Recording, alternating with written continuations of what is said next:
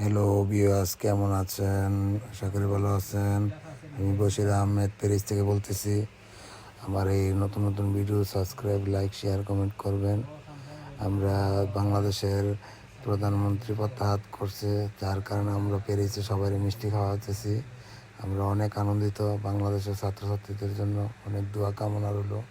সবাইকে আমাদের শুভেচ্ছা এবং দেশ সুন্দর করে চালাও, আমরা এটাই চাই। আমরা তোমাদেরকে সাপোর্ট করব, আমরা তোমাদের পাশে আছি সবসময়।